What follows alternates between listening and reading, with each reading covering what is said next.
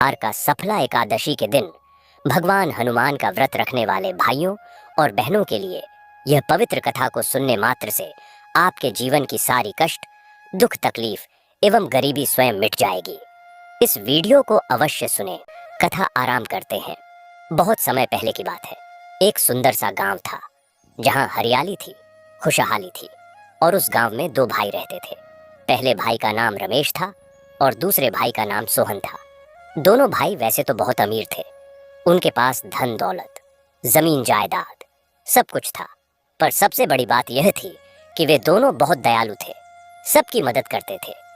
गांव में किसी को कोई दिक्कत हो, कोई लड़की की शादी हो, किसी का इलाज करवाना हो, किसी के खेत के लिए बीज खरीदने हो, तो रमेश और सोहन हमेशा आगे रहते।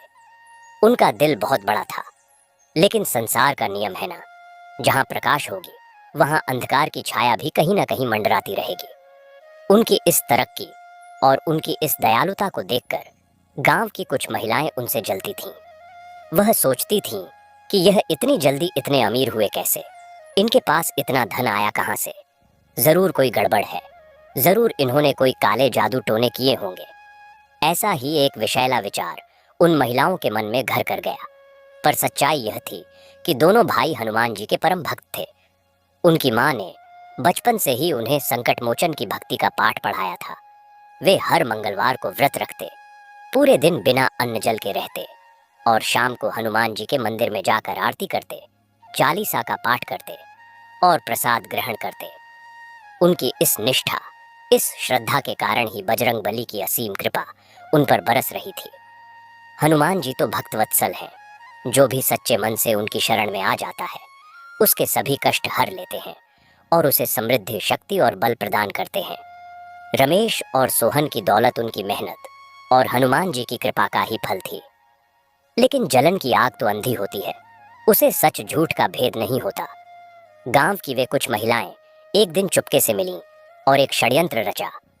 उन्होंने गांव से दूर एक सुनसान जंगल में रहने वाले एक ओंझा के पास जाकर बड़े भाई सोहन पर काला जादू करवाने की योजना बनाई। उन्होंने ओंझा को पैसे दिए और सोहन का नाम, उसके बारे में कुछ जानकारी दी। उस दुरात्मा ओझा ने काले जादू की विधि शुरू कर दी। कुछ तंत्र मंत्र, कुछ विषैली जड़ी बूटियों का प्रयोग और एक गुड़िया बनाकर उस पर सोहन का नाम लेते हुए कुछ टोने टोटके किए गए। और फिर धीरे धीरे असर दिखने लगा। अचानक एक दिन से सोहन की तबीयत खराब होने लगी। वह जो इतने सुंदर, स्पष्ट विचारों वाले, संयमित व्यक्ति थे, वह अजीबोगरीब हरकतें करने लगे। कभी खाली दीवारों से बातें करने लगते, कभी अचानक चिल्ला उठते, कभी बिना मौसम के ठंड से कांपने लगते, तो कभी बुखार से तप्त हो जाते। उनकी आंखों में वह चमक, वह प्रसन्नता गायब हो गई।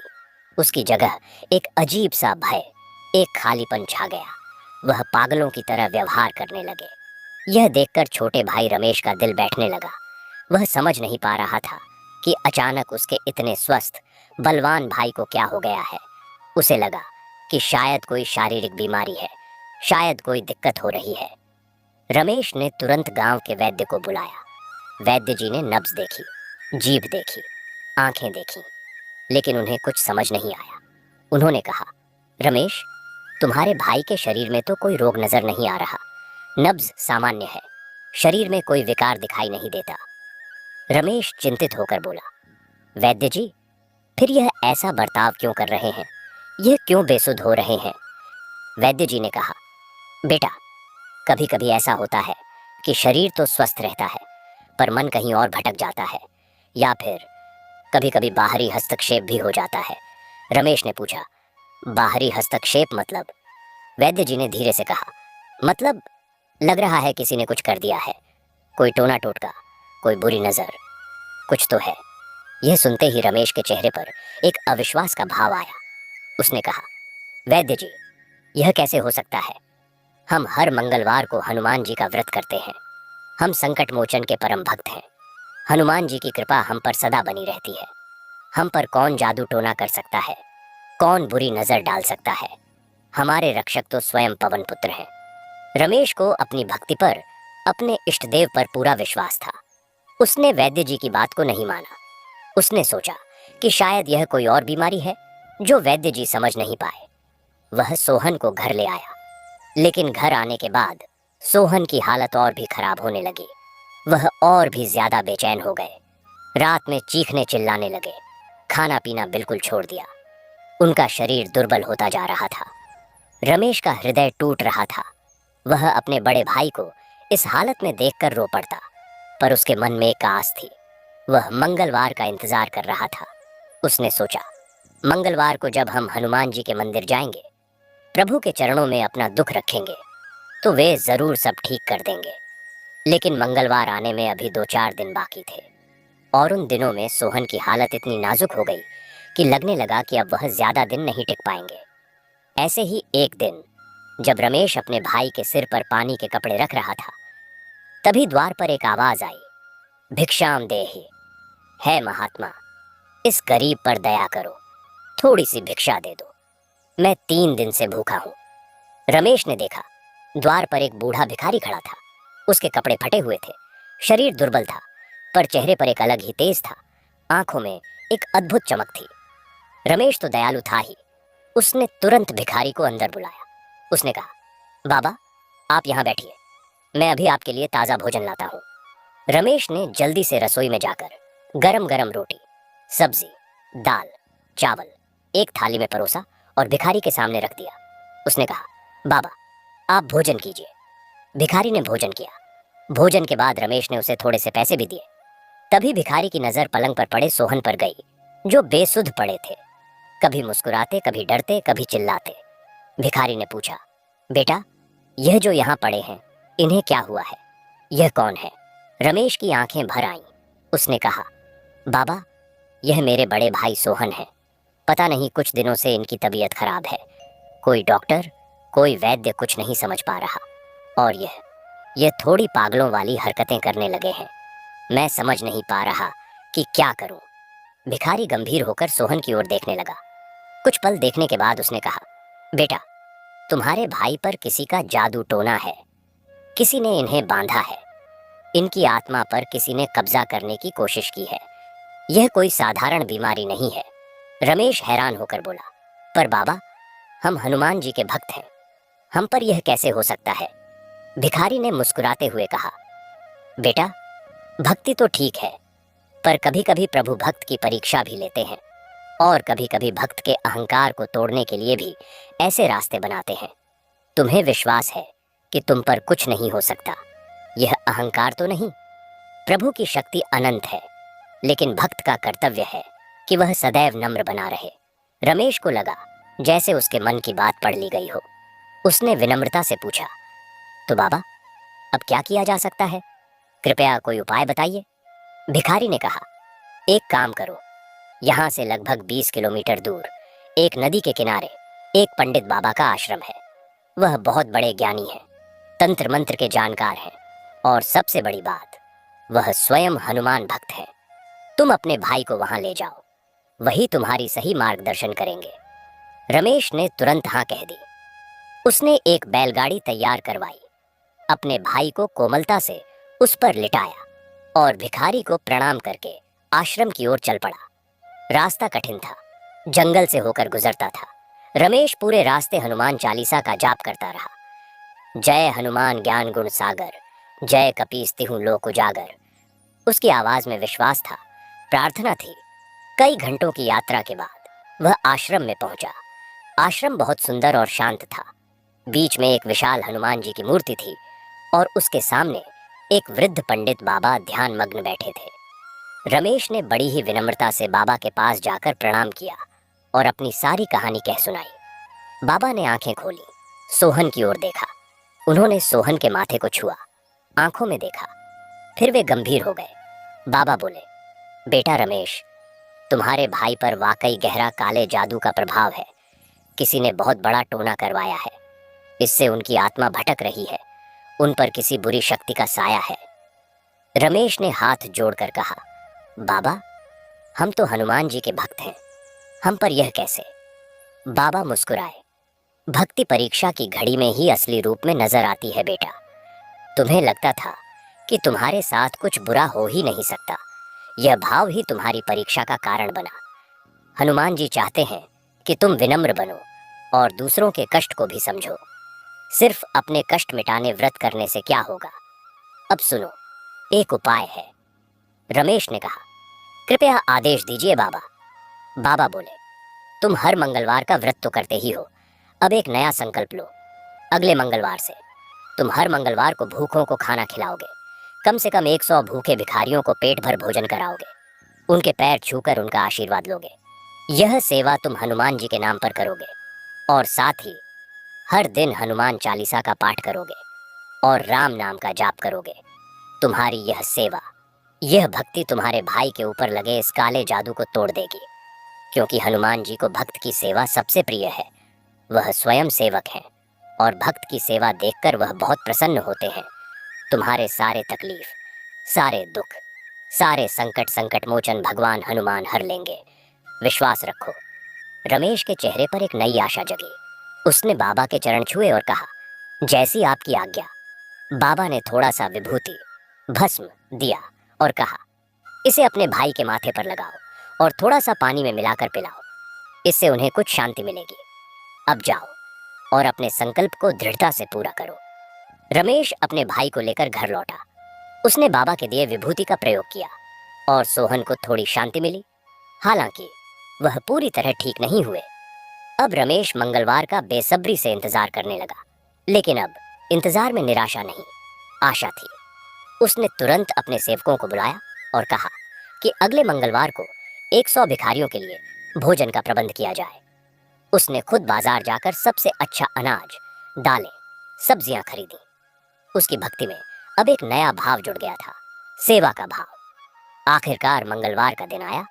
रमेश ने सुबह स्नान किया, साफ वस्त्र धारण किए और हनुमान जी के समक्ष बैठकर प्रार्थना की, हे प्रभु, आज से मैं आपके नाम पर सेवा का संकल्प लेता हूँ। मेरे भाई के कष्ट दूर करने की कृपा करो और मुझे इतनी शक्ति दो कि मैं नियमित रूप से इस सेवा को कर सकूं। उसने पूरे दिन व्रत रखा। दोपहर होते होते उसके आंगन में भोजन की व्यवस्था हो गई। बड़े बड़े चूल्हे जले, देगचियों में खीर पकने लगी, कड़ाही में सब्जियां चढ़ीं और फिर भिखारियों का आना शुरू हुआ। रमेश ने स्वयं प्रत्येक भिखारी का स्वागत किया, उन्हें आसन दिया और उनके हाथों में थाली लगाकर भोजन परोसा। वह उनके पैर छूता और कहता, बाबा, हनुमान जी के नाम पर यह भोजन ग्रहण करो और मेरे भाई सोहन के लिए प्रार्थना करो। 1, 2, 10, 50। धीरे धीरे भिखारियों की संख्या बढ़ने लगी। रमेश थकान महसूस नहीं कर रहा था। उसके चेहरे पर एक अलौकिक आनंद था। जब 99 भिखारियों को भोजन करा चुका तो वह 100वें भिखारी की प्रतीक्षा करने लगा। तभी द्वार पर एक विचित्र दृश्य दिखाई दिया। एक बहुत ही वृद्ध, कमर तक झुके हुए, लाठी टेके एक भिखारी आ रहे थे। उनके शरीर पर मैल था, बाल बिखरे हुए थे, पर आंखें बंद थीं। वे अंधे लग रहे थे। रमेश तुरंत दौड़कर गया और उनका हाथ पकड़कर अंदर लाया। उसने उन्हें सबसे अच्छे आसन पर बैठाया और कहा, बाबा, आप भोजन कीजिए। उस वृद्ध भिखारी ने आंखें नहीं खोली, बस मुस्कुराए और बोले, बेटा, पहले तू मेरे पैर दबा, मैं बहुत थक गया हूँ। रमेश को थोड़ा अचरज हुआ, पर उसने तुरंत हाँ कह दी। वह वृद्ध के पैर दबाने लगा। पैर दबाते दबाते उसे लगा कि यह पैर तो बहुत कोमल है, इन पर कोई मैल नहीं, बल्कि एक दिव्य सुगंध आ रही है। उसने ऊपर देखा तो वह वृद्ध भिखारी अब एक तेजस्वी रूप में बैठा था। उसके शरीर पर लाल चंदन लगा था, गले में रुद्राक्ष की माला थी और चेहरे पर अपार करुणा थी। रमेश हैरान रह गया। तभी उस भिखारी ने आंखें खोली और वे आंखें तो वही थीं जो कुछ दिन पहले उसे रास्ता दिखाने आई थीं। भिखारी बोले, रमेश, तूने आज सच्ची सेवा की। तेरे हृदय से अहंकार का भाव निकल गया है। तूने न केवल भूखों को खाना खिलाया, बल्कि एक अंधे वृद्ध भिखारी के पैर दबाए उसकी सेवा की। यही तो सच्ची हनुमान भक्ति है, सेवा, विनम्रता और निष्ठा। रमेश समझ गया। वह हाथ जोड़कर भूमि पर झुक गया और बोला, प्रभु, आप ही तो वह भिखारी थे जिसने मुझे रास्ता दिखाया था, और आज आप फिर। भिखारी रूपी बाबा मुस्कुराए, हाँ रमेश, मैं ही वह भिखारी था और मैं तेरी परीक्षा ले रहा था। हनुमान जी ने मुझे भेजा है। देख, तेरा भाई अब ठीक हो गया है। रमेश ने पलटकर देखा तो सोहन स्वस्थ, सामान्य खड़े थे, मुस्कुरा रहे थे। उनके चेहरे से वह अजीब सा भय, वह पीड़ा गायब थी।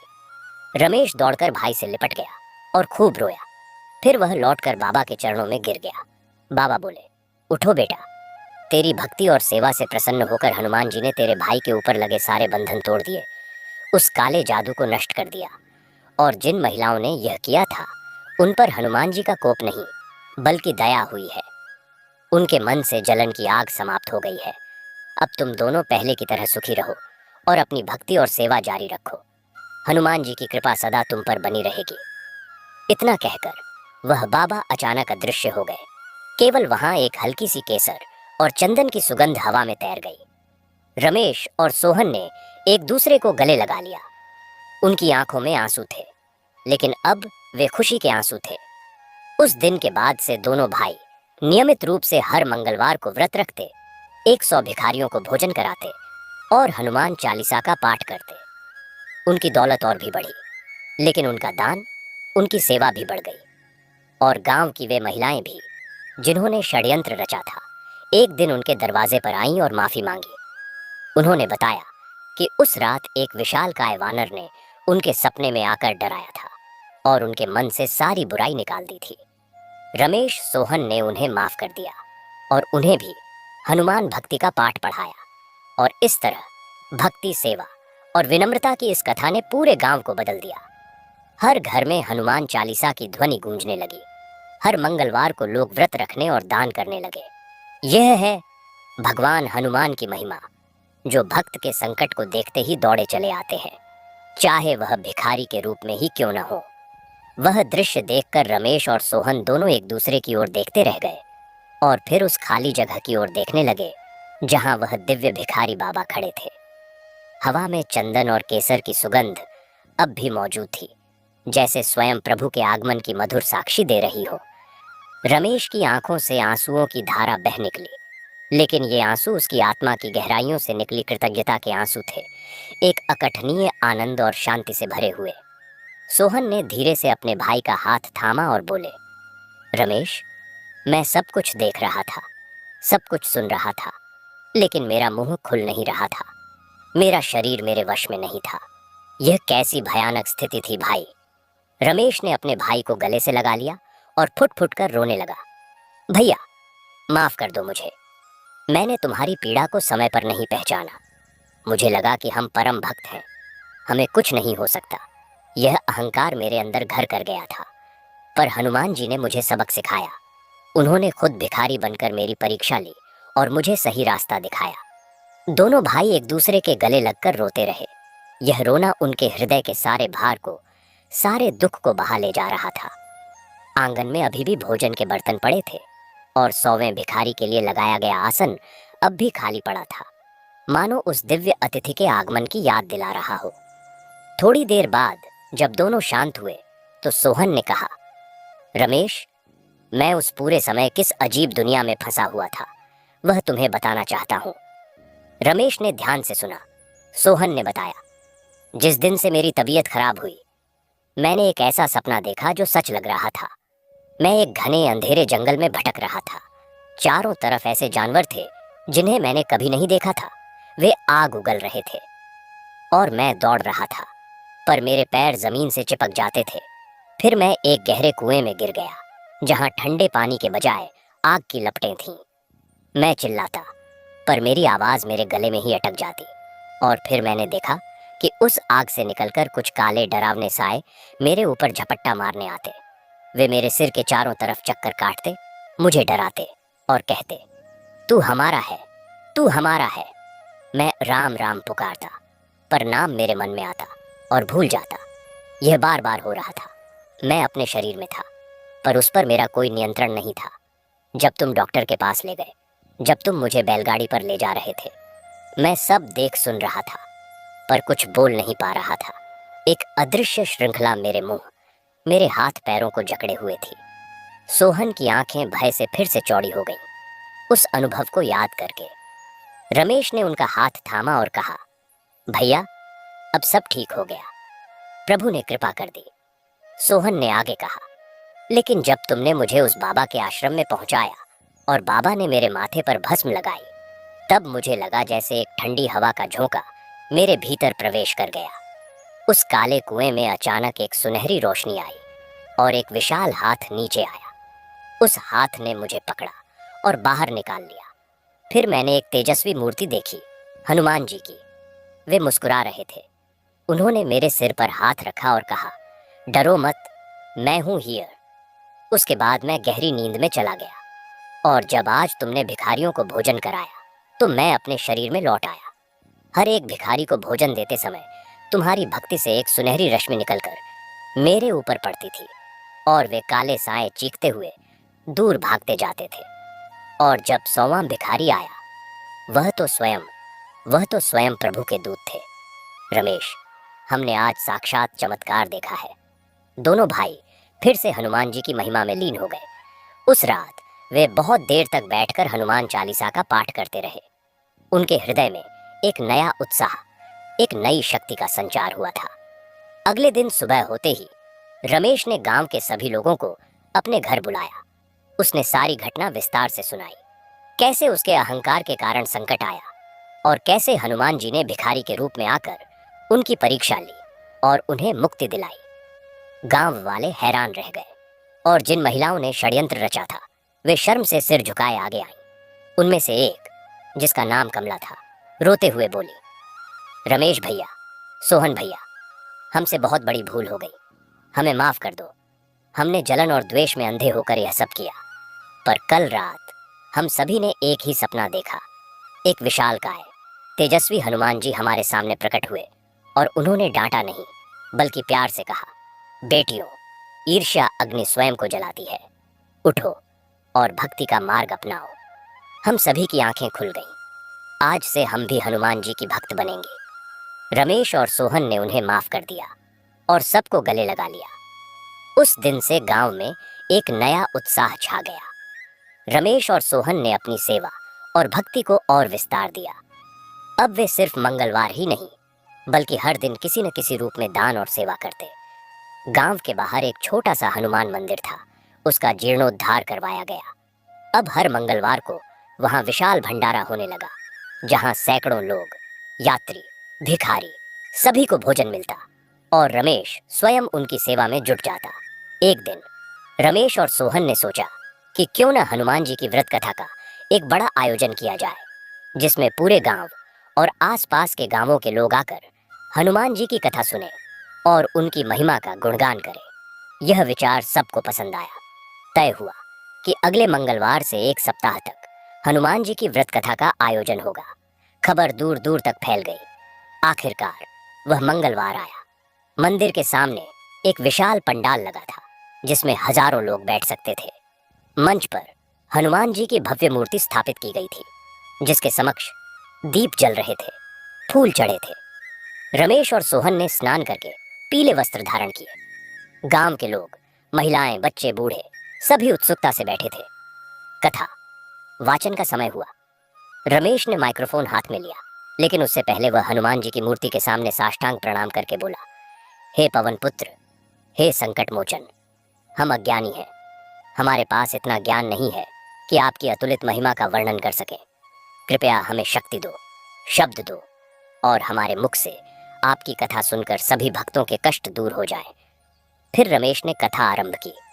उसकी आवाज में एक अद्भुत माधुर्य और शक्ति आ गई थी, मानो हनुमान जी स्वयं उसके वचनों को प्रेरित कर रहे हों। भाइयों और बहनों, आज हम सब यहाँ हनुमान जी की कथा सुनने के लिए एकत्र हुए हैं। यह कथा केवल एक कहानी नहीं है, यह तो हमारे जीवन का आधार है, हमारे संकटों का एकमात्र सहारा है। हनुमान जी केवल एक देवता नहीं है, वे तो साक्षात भक्ति के स्वरूप हैं। सतयुग की बात है, स्वयं ब्रह्मा जी ने अपने मानस पुत्रों से कहा था कि तुम मनुष्य लोक में जाकर राक्षसों का वध करो, लेकिन उन मानस पुत्रों ने अपनी शक्ति का गलत उपयोग करना शुरू कर दिया। तब भगवान शिव ने प्रण किया कि वह स्वयं एक ऐसी शक्ति को जन्म देंगे जो राक्षसों का वध करेगी और धर्म की रक्षा करेगी। भगवान शिव के तेज से ही हनुमान जी का जन्म हुआ। कहते हैं, एक बार देवताओं और असुरों ने समुद्र मंथन किया। उससे निकले अमृत को लेकर देवताओं और दानवों में झगड़ा हो गया। भगवान विष्णु ने मोहिनी रूप धारण करके देवताओं को अमृत पिलाना शुरू किया। जब भगवान शिव ने उस मोहिनी रूप को देखा तो उनका मन विचलित हो गया और उनका वीर्य स्खलित हो गया। उस वीर्य को 7 अर्षियों ने अपने कमंडल में संग्रहित किया और पवन देवता को दे दिया। पवन देवता ने उस तेज को अंजना नामक वानरी के गर्भ में स्थापित किया और इस प्रकार माता अंजना और पिता केसरी के घर भगवान शिव के अंश पवन पुत्र हनुमान का जन्म हुआ। रमेश ने कथा को बड़े ही रोचक अंदाज में आगे बढ़ाया। उसने बताया कि कैसे बालक हनुमान ने सूर्य को एक लाल फल समझकर निगलने का प्रयास किया और इंद्र ने उन पर वज्र से प्रहार किया, जिससे उनकी ठुड्डी हनु टेढ़ी हो गई और इसीलिए उनका नाम हनुमान पड़ा। कैसे पवन देवता ने क्रोधित होकर प्राणवायु रोक ली और सभी देवताओं ने हनुमान जी को अनेक वरदान दिए, अजेयता, अमृता, अतुलित बल, बुद्धि, विद्या और 8 सिद्धियां, 9 निधियां। कैसे हनुमान जी सूर्यदेव को गुरु बनाकर ज्ञान अर्जित करते हैं। फिर रमेश ने राम भक्ति के प्रसंगों पर विस्तार से प्रकाश डाला। कैसे हनुमान जी की भेंट श्री राम और लक्ष्मण से हुई और वे उनके परम भक्त बन गए। कैसे उन्होंने सीता माता की खोज की, लंका पार करने के लिए समुद्र को लांघा। रमेश ने समुद्र लांघने के प्रसंग को बहुत ही जीवंत बनाया। सुनिए भक्तों, जब हनुमान जी समुद्र के किनारे खड़े थे और उन्हें लंका जाना था तो उनके सामने विशाल उफनता समुद्र था, लेकिन हनुमान जी के मन में श्री राम का नाम था, सीता माता को ढूंढने का संकल्प था। उन्होंने एक पर्वत पर चढ़कर श्री राम का स्मरण किया और अपने शरीर को विशाल कर लिया, एक पहाड़ जैसे हो गए और फिर उन्होंने एक जोरदार छलांग लगाई। भक्तों, वह छलांग कोई साधारण छलांग नहीं थी, वह तो भक्ति की छलांग थी, समर्पण की छलांग थी। वे आकाश में उड़ते चले गए। रास्ते में उनकी परीक्षा लेने के लिए एक राक्षसी सुरसा आई, जिसने अपना मुंह विशाल कर लिया। हनुमान जी ने बुद्धि से काम लिया, अपने शरीर को और बढ़ाया, फिर छोटा किया और सुरसा के मुंह में प्रवेश करके बाहर निकल आए। फिर मैनाक पर्वत ने उन्हें विश्राम करने को कहा, पर हनुमान जी ने कहा, जब तक मेरे प्रभु का कार्य पूरा नहीं हो जाता मुझे विश्राम नहीं। फिर रास्ते में एक और राक्षसी सिंहिका ने उनकी छाया पकड़ ली तो हनुमान जी ने उसका वध कर दिया और इस तरह केवल भक्ति के बल पर वे लंका पहुंच गए। रमेश ने लंका में हनुमान जी के कार्यों का वर्णन किया। कैसे उन्होंने अशोक वाटिका में सीता माता को ढूंढा, उन्हें श्री राम की मुद्रिका दी और उनका विश्वास दिलाया। कैसे रावण के पुत्र अक्षय कुमार और लंका के योद्धाओं से उनका युद्ध हुआ। कैसे उन्होंने अपनी पूंछ में आग लगवाकर पूरी लंका को जला दिया और वापस समुद्र पार करके श्री राम के पास लौट आए। रमेश की वाणी इतनी प्रभावशाली थी कि सुनने वाले लोग रोमांचित हो उठते, कभी आंखें नम हो जाती, कभी जयकारे लगाने लगते। फिर रमेश ने राम रावण युद्ध के प्रसंगों का वर्णन शुरू किया। कैसे हनुमान जी ने संजीवनी बूटी लाने के लिए पूरे द्रोणाचल पर्वत को ही उठा लिया। भक्तों, जब लक्ष्मण जी मूर्छित हो गए तो वैद्य सुषेण ने बताया कि केवल हिमालय पर्वत पर उगने वाली संजीवनी बूटी ही उन्हें बचा सकती है। हनुमान जी तुरंत उड़ चले, लेकिन जब वे हिमालय पहुंचे तो उन्हें पहचान नहीं आया कि कौन सी संजीवनी बूटी है। समय कम था, तब हनुमान जी ने क्या किया, उन्होंने अपने भुजाओं में अपार शक्ति का संचार किया और पूरे द्रोणाचल पर्वत को ही उखाड़ लिया और उसे लेकर आकाश मार्ग से लौटने लगे। रास्ते में भरत जी ने, जो अयोध्या में राज्य संभाल रहे थे, आकाश में उड़ते हुए एक विशाल पर्वत देखा और सोचा कि कोई राक्षस हमला करने आ रहा है। उन्होंने हनुमान जी पर बाण चला दिया। हनुमान जी धरती पर गिर पड़े, लेकिन जब भरत जी को पता चला कि यह तो राम भक्त हनुमान है तो वे बहुत दुखी हुए। पर हनुमान जी ने कहा, नहीं, आपने जो बाण चलाया वह तो प्रभु राम के लिए ही था, क्योंकि आप उन्हीं के भक्त हैं। यह है हनुमान जी की निष्ठा, हर स्थिति में प्रभु का ही स्मरण। कथा सुनते सुनते सभी के मन भक्ति में डूब गए। रमेश ने फिर अहिरावण वध की कथा सुनाई। कैसे रावण ने अपने भाई अहिरावण की मदद से श्री राम और लक्ष्मण को निद्रा में बंदी बना लिया और पाताल लोक ले गया। हनुमान जी ने पाताल लोक जाकर वहां की रक्षा करने वाली मायावी देवी की पूजा को भंग किया और अहिरावण का वध करके श्री राम लक्ष्मण को मुक्त कराया। और फिर भक्तों, जब रावण वध हो गया और श्री राम अयोध्या लौटे तो उन्होंने सभी भक्तों सभी सेवकों को उपहार दिए। जब हनुमान जी का नंबर आया तो श्री राम ने उन्हें गले लगाया और कहा, हनुमान, तुम मुझे क्या चाहिए? हनुमान जी ने क्या कहा, क्या आप जानते हैं? उन्होंने कहा, प्रभु, मुझे केवल आपकी भक्ति चाहिए, आपके चरणों में स्थान चाहिए। और फिर श्री राम ने उन्हें अमृता का वरदान दिया। कहते हैं, हनुमान जी आज भी इस धरती पर विचरण करते हैं और जहाँ भी राम कथा होती है, जहाँ भी भक्त उनका नाम लेता है, वहाँ वे उपस्थित हो जाते हैं। रमेश ने कथा को और आगे बढ़ाते हुए हनुमान जी के अनेक लीलाओं का वर्णन किया। उसने महाभारत काल की कथा सुनाई, जब हनुमान जी ने भीम की अहंकार को चूर किया था। सुनिए, जब पांडव वनवास में थे तो एक दिन भीम को रास्ते में एक बूढ़ा वानर मिला जिसकी पूंछ रास्ते में पड़ी थी। भीम ने उससे पूंछ हटाने को कहा, पर वानर बोला, मैं बूढ़ा हूं, तुम ही हटा दो। भीम ने अपने पूरे बल से पूंछ उठाने की कोशिश की, लेकिन वह टस से मस नहीं हुई। तब उन्हें एहसास हुआ कि यह कोई साधारण वानर नहीं है, वह हनुमान जी ही थे। हनुमान जी ने भीम को दर्शन देकर कहा कि बल तभी सार्थक है जब उसके साथ विनम्रता हो। फिर रमेश ने आधुनिक युग में हनुमान जी के भक्तों की कई कथाएं सुनानी शुरू की। उसने एक कथा सुनाई एक ऐसे युवक की जो पढ़ाई में बहुत कमजोर था और हर बार फेल हो जाता था। उसकी माँ ने उसे हनुमान चालीसा का नियमित पाठ करने को कहा। उस युवक ने 40 दिन तक लगातार हनुमान चालीसा का पाठ किया और फिर अगली परीक्षा में वह न केवल पास हुआ बल्कि प्रथम श्रेणी से उत्तीर्ण हुआ।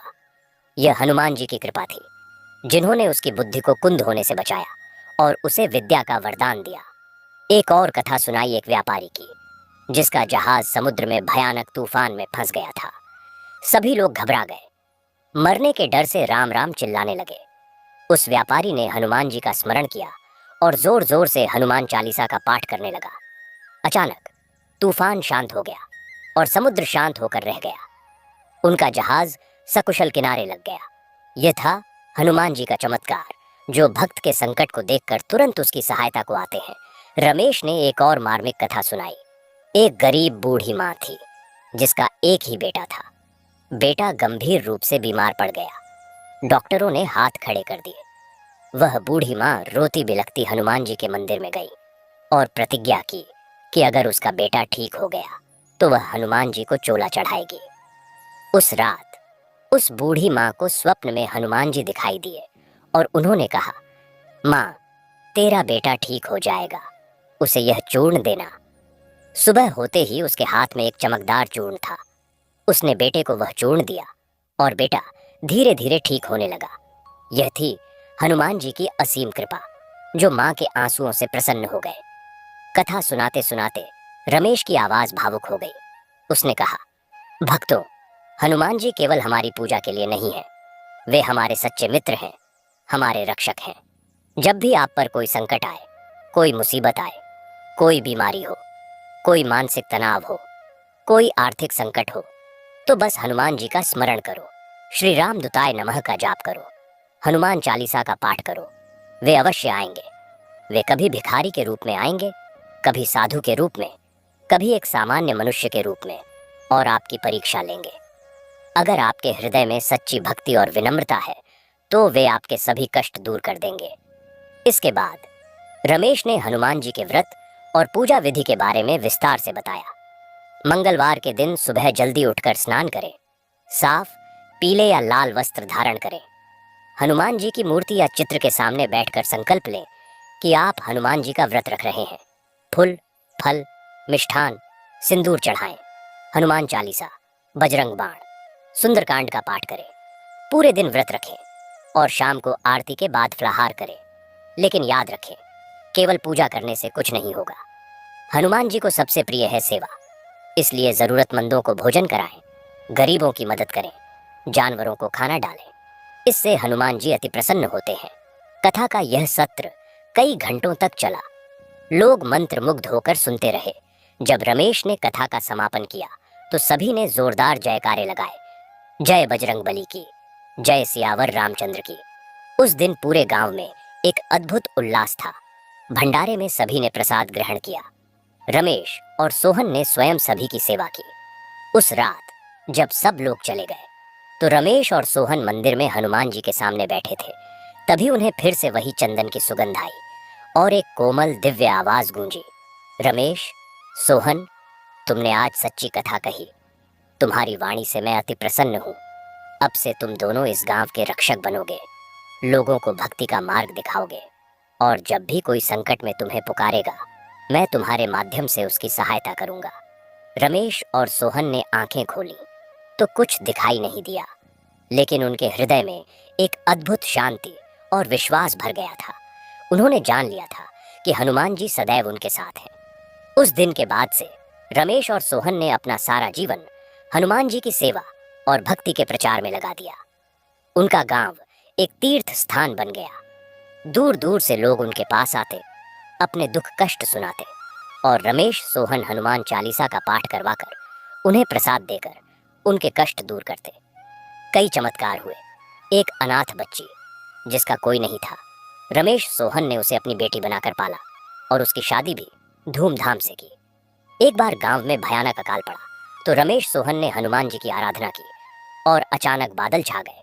भरपूर बारिश हुई, खेत हरे भरे हो गए। समय बीतता गया। रमेश और सोहन वृद्ध हो गए, लेकिन उनकी सेवा और भक्ति में कोई कमी नहीं आई। एक दिन उन्होंने महसूस किया कि अब उनके जीवन का अंतिम समय आ गया है। उन्होंने गांव वालों को बुलाया और कहा, भाइयों, अब हमारा समय पूरा हो गया है। हनुमान जी ने हमें आज्ञा दी है कि अब हमें उनके धाम प्रस्थान करना है। हम चले जाएंगे, लेकिन हनुमान जी यहीं रहेंगे। तुम सब उनकी भक्ति करना, सेवा करना और कभी किसी से द्वेष नहीं रखना। गांव वाले रोने लगे।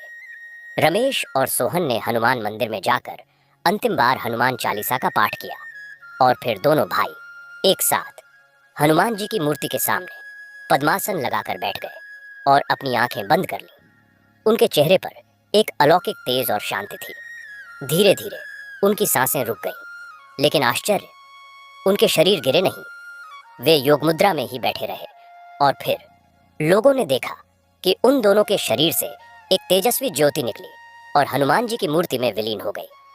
उसी क्षण मूर्ति से एक अद्भुत प्रकाश फूट पड़ा और पूरा मंदिर दिव्य आलोक से भर गया।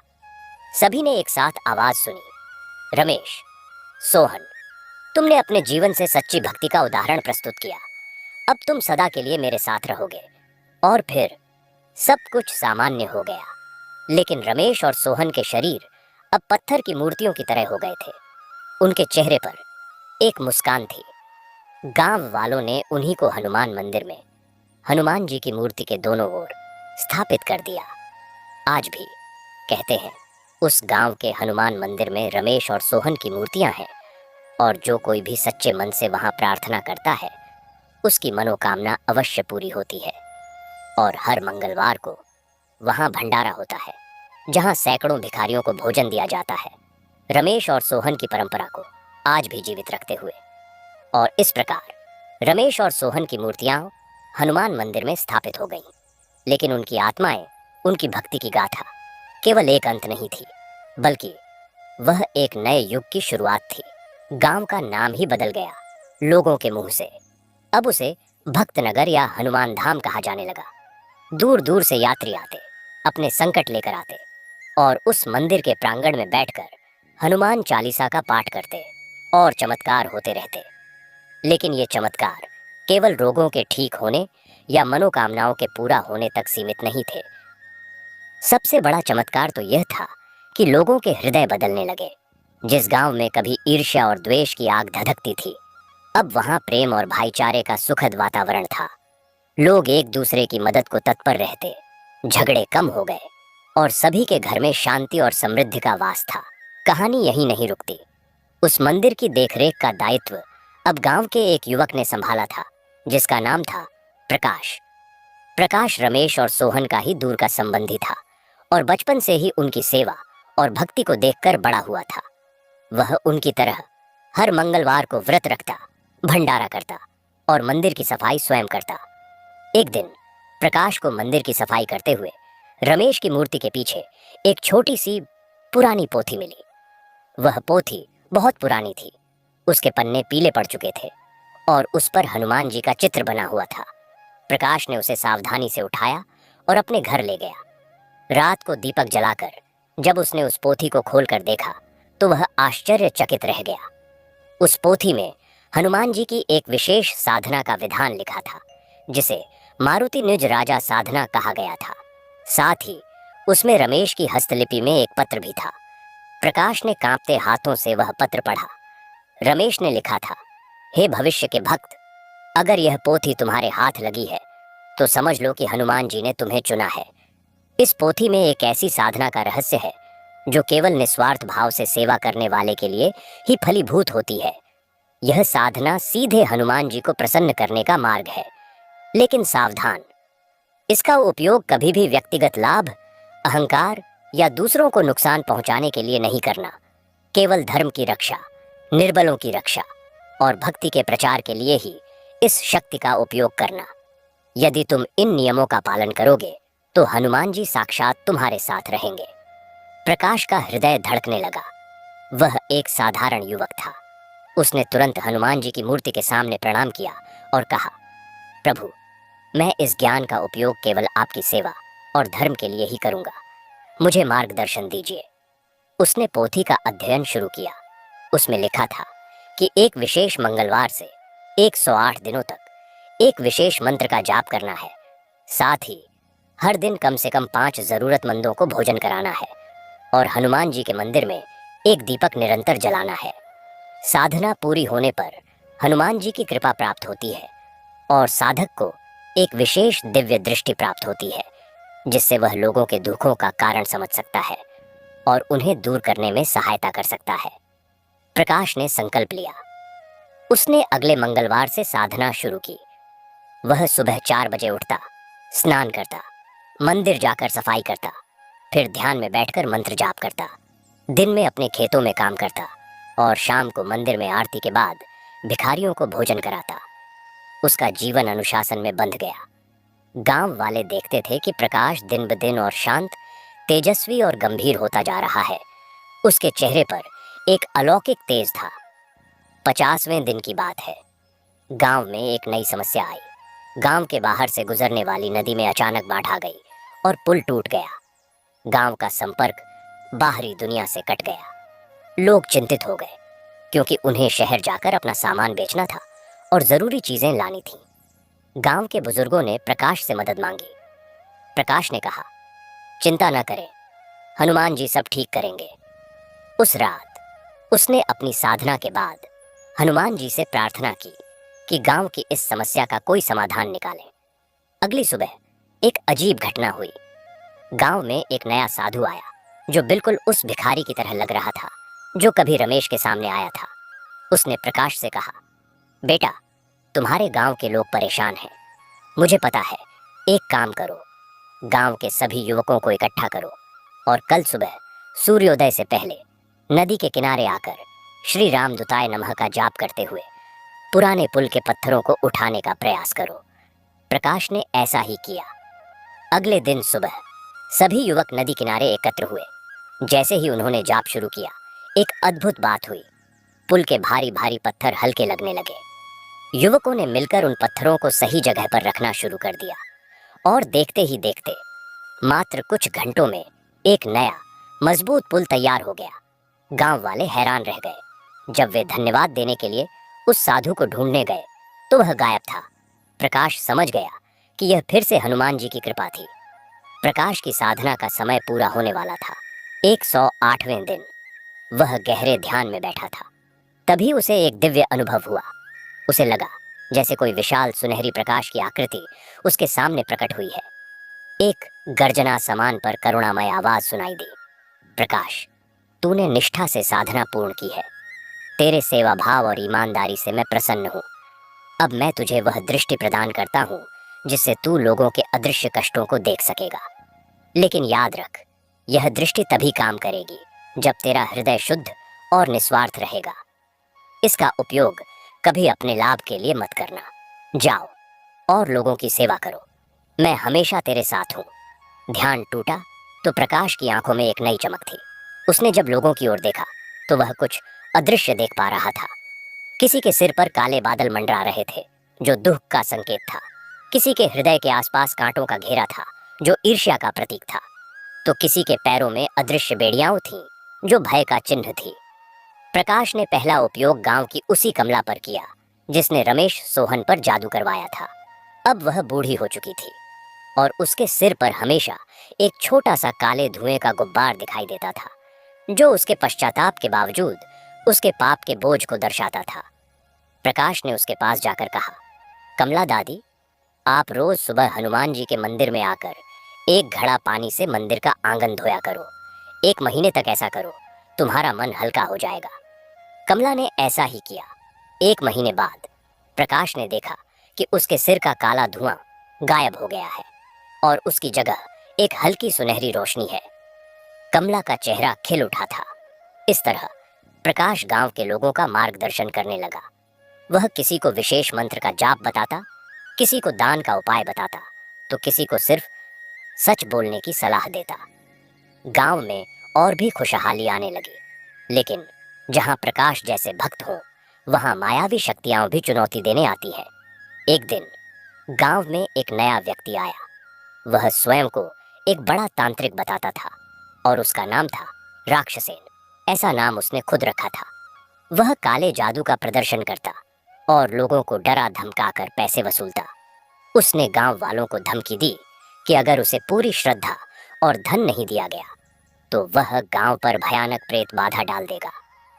कुछ लोग डर गए और उसे पैसे देने लगे। प्रकाश ने जब यह सुना तो वह सीधे राक्षसेन के पास गया, जो गांव के बाहर एक टूटी हुई झोपड़ी में रहता था। प्रकाश ने शांत भाव से कहा, भैया, यह गांव हनुमान जी का गांव है। यहाँ किसी को डराने धमकाने की आवश्यकता नहीं है। अगर आपको कोई कठिनाई है तो हम मदद करेंगे, लेकिन काले जादू और भय का सहारा छोड़ दीजिए। राक्षसेन हंसा, ओह, तू वही है ना, वह छोटा सा साधक? तू मुझे उपदेश दे रहा है? देख, मैं तुझे अभी दिखाता हूँ मेरी शक्ति। उसने एक मुट्ठी भस्म उठाई और प्रकाश की ओर फेंकने का इशारा किया, लेकिन तभी प्रकाश के पीछे से एक विशाल अदृश्य सुनहरे रंग की आकृति प्रकट हुई, जिसके हाथ में एक विशाल गदा थी। राक्षसेन की आंखें फटी की फटी रह गईं। उसने वह भयानक मूर्ति देखी और उसके प्राण सूख गए। वह चीखता हुआ भाग खड़ा हुआ, हनुमान, हनुमान, और फिर कभी गांव की ओर मुड़कर नहीं देखा। गांव वालों ने यह चमत्कार देखा और प्रकाश के प्रति उनकी श्रद्धा और बढ़ गई। लेकिन प्रकाश विनम्र बना रहा। उसने कहा, यह मेरी शक्ति नहीं, हनुमान जी की कृपा है। प्रकाश ने अपनी दिव्य दृष्टि का उपयोग करके और भी काम किए। एक बार गांव के एक बच्चे को एक गंभीर अज्ञात बीमारी हो गई, जिसमें वह बेहोश हो जाता और ऐंठन आ जाती। डॉक्टर कुछ समझ नहीं पा रहे थे। प्रकाश ने बच्चे को देखा तो उसने देखा कि बच्चे के ऊपर एक छोटा कुरूप प्रेत बैठा है, जो उसे सताता रहता है। प्रकाश ने बच्चे के माता पिता से कहा कि वे बच्चे को लेकर मंदिर में आए। उसने पूरी रात हनुमान चालीसा का पाठ किया और बच्चे के माथे पर रुद्राक्ष माला रख दी। रात भर में वह प्रेत चीखता हुआ भाग गया और बच्चा पूरी तरह स्वस्थ हो गया। प्रकाश की ख्याति दूर दूर तक फैल गई। लोग उसके पास आने लगे, लेकिन प्रकाश ने कभी भी अपने लिए कुछ नहीं मांगा। वह सादा जीवन जीता, मंदिर की सेवा करता और लोगों का मार्गदर्शन। एक दिन एक धनी सेठ उसके पास आया, जिसका व्यवसाय बहुत बुरी तरह चौपट हो रहा था। सेठ ने प्रकाश से कहा, बाबा, मेरे ऊपर कोई बुरी नजर है। मेरा सब कुछ बर्बाद हो रहा है। कृपया कोई टोटका बताइए। प्रकाश ने अपनी दिव्य दृष्टि से सेठ को देखा।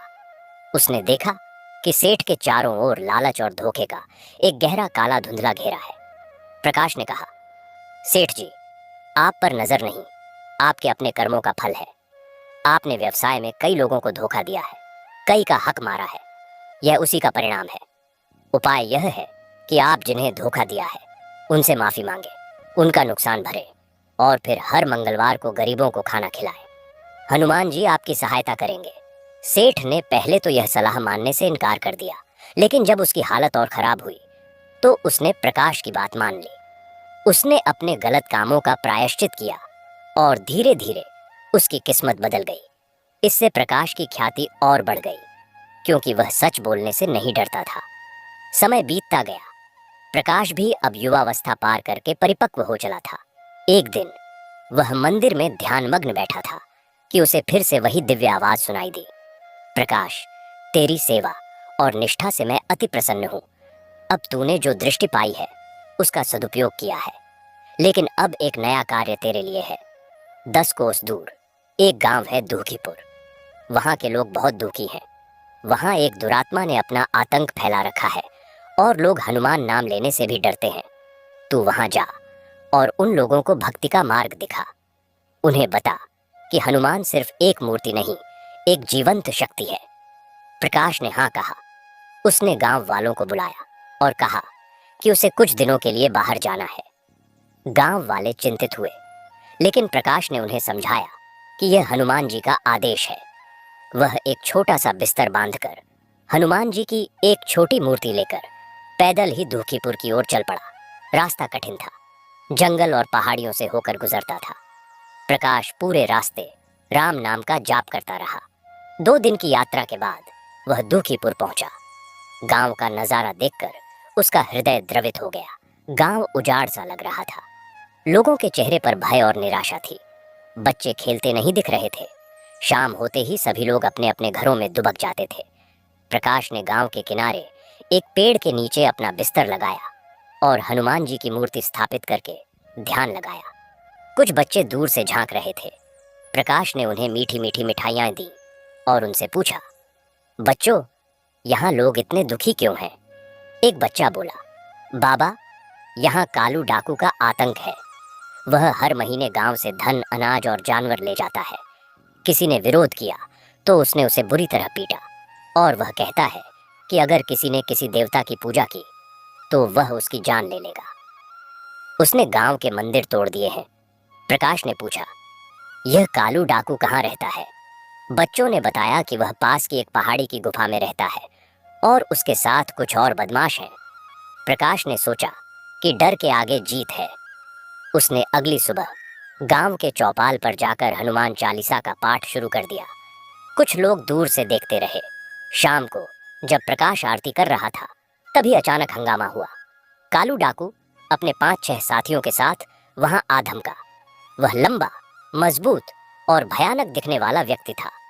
उसने प्रकाश की ओर देखा और गुर्राया, अरे साधु, तुझे किसने इजाजत दी यहाँ पूजा पाठ करने की? क्या तूने नहीं सुना मेरे नियम के बारे में? प्रकाश शांत खड़ा रहा। उसने कहा, भैया, पूजा पाठ करने के लिए किसी की इजाजत की जरूरत नहीं होती। यह हर भारतीय का अधिकार है और मैं हनुमान जी का भक्त हूँ जो डर को दूर करते हैं। कालू डाकू हंसा, हनुमान, वह तो पत्थर की मूर्ति है। देख, मैं अभी तेरी हनुमान मूर्ति को तोड़ता हूँ।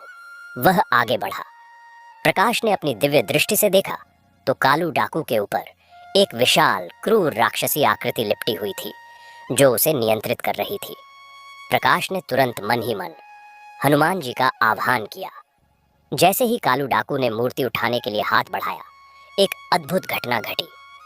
हनुमान जी की छोटी सी मूर्ति से एक तेजस्वी प्रकाश निकला और एक विशालकाय गदाधारी हनुमान की छवि आकाश में प्रकट हो गई। उस छवि ने गर्जना की, अरे दुरात्मा, तूने मेरे भक्तों को सताया है। अब तेरा अंत समय आ गया है। कालू डाकू और उसके साथी आतंक से जमीन पर गिर पड़े और कांपने लगे। वह राक्षसी आकृति चीखती हुई गायब हो गई। कालू डाकू रोने लगा, माफ कर दो प्रभु, माफ कर दो, मैंने बहुत पाप किए हैं, मैं अपना जीवन सुधार लूंगा। प्रकाश आगे बढ़ा और बोला, कालू, हनुमान जी तुम्हें माफ कर देंगे अगर तुम सच्चे मन से पश्चाताप करोगे और अपने गलत कामों का प्रायश्चित करोगे। कालू डाकू ने तुरंत हाँ कह दी। उसने गांव वालों के सामने सारे अपराध कबूल किए और वादा किया कि वह जो कुछ भी लूटा है वह लौट आएगा और अब से धर्म का मार्ग अपनाएगा। गांव वाले अवाक रह गए। उन्होंने साक्षात हनुमान जी के दर्शन किए थे। सभी ने हनुमान जी की जय जयकार की। कालू डाकू ने अपना नाम बदलकर कल्याण रख लिया। उसने प्रकाश के मार्गदर्शन में रहकर एक नया जीवन शुरू किया। दुखीपुर का नाम बदलकर आनंदपुर हो गया।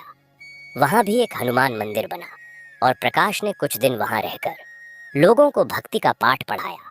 जब प्रकाश वापस अपने गांव लौटने लगा तो आनंदपुर के लोगों ने उसे भावभीने विदाई दी। प्रकाश की वापसी पर उसके गांव में जश्न मनाया गया। लेकिन प्रकाश जानता था कि उसका काम अभी पूरा नहीं हुआ है। हनुमान जी ने उसे एक और संदेश दिया था, प्रकाश, अब तेरा काम और विस्तृत होगा। तुझे अनेक गांवों में जाकर लोगों को अज्ञान के अंधकार से निकालकर भक्ति के प्रकाश में लाना होगा। तू एक यात्रा प्रारंभ कर। और इस प्रकार प्रकाश ने एक दीर्घकालिक यात्रा शुरू की। वह एक गांव से दूसरे गांव जाता, लोगों को हनुमान जी की कथाएं सुनाता, उनके दुख दूर करता और उन्हें सेवा और सत्कर्म का मार्ग दिखाता। उसकी यात्रा में अनेक कठिनाइयां आईं। कभी उसे साधु के भेष में डाकुओं ने घेर लिया, तो कभी अहंकारी लोगों ने उसका उपहास उड़ाया। लेकिन हर बार हनुमान जी की कृपा से वह सुरक्षित रहा और उसके सामने आने वाली हर बाधा परास्त हुई। एक बार वह एक ऐसे गांव में पहुंचा जहां लोग भूत प्रेत की बाधाओं से बहुत परेशान थे। गांव के बाहर एक पुराना खंडहर महल था, जिसके बारे में कहा जाता था कि वहां एक ब्रह्म राक्षस रहता है जो रात में गांव में आकर तबाही मचाता है। लोग रात में घर से बाहर नहीं निकलते थे। प्रकाश ने निश्चय किया कि वह उस महल में रात बिताएगा। गांव वालों ने बहुत मना किया, लेकिन प्रकाश अडिग रहा।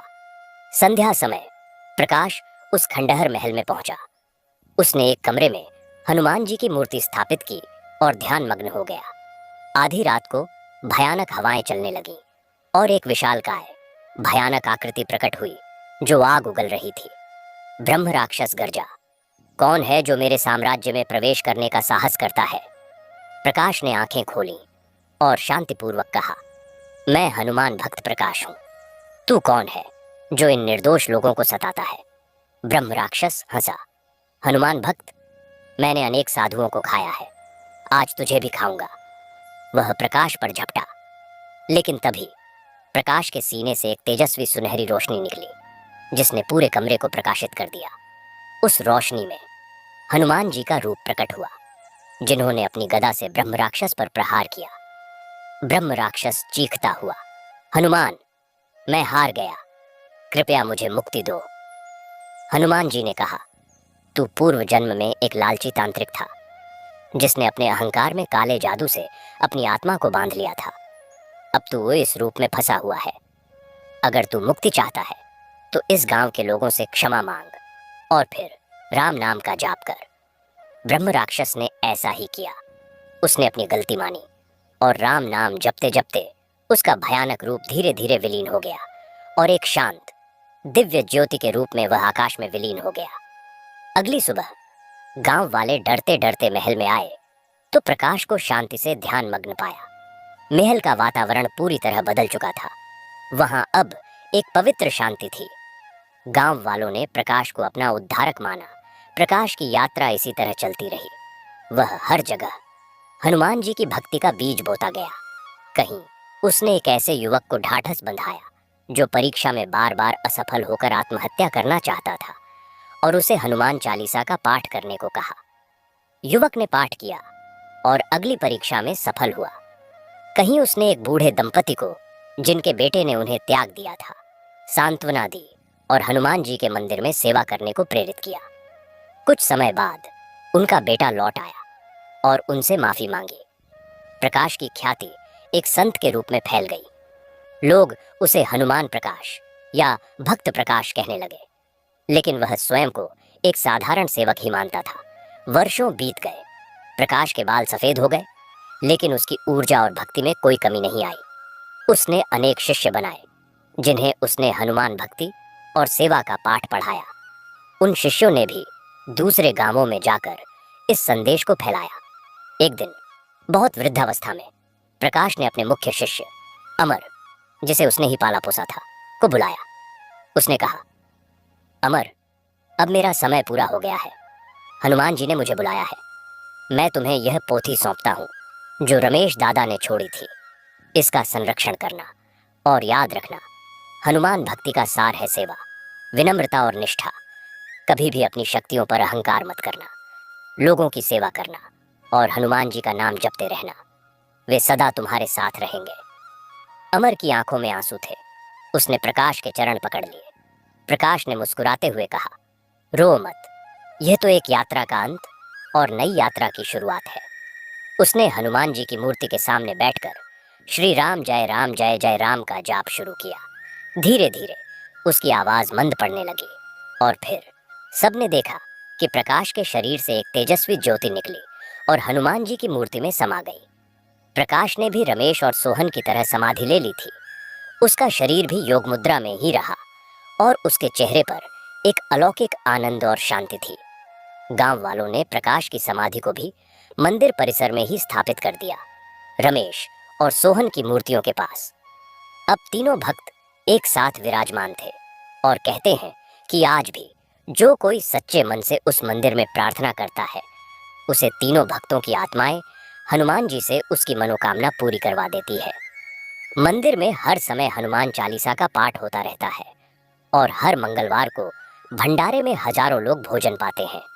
यह कथा सिर्फ एक कहानी नहीं, बल्कि एक सच्ची प्रेरणा है कि सच्ची भक्ति, सेवा और विनम्रता से मनुष्य न केवल ईश्वर को पा सकता है, बल्कि दूसरों के लिए एक मार्गदर्शक बन सकता है। और हनुमान जी, वे तो भक्त वत्सल हैं। वे हर युग में, हर काल में भक्तों की रक्षा के लिए किसी न किसी रूप में अवतरित होते रहते हैं।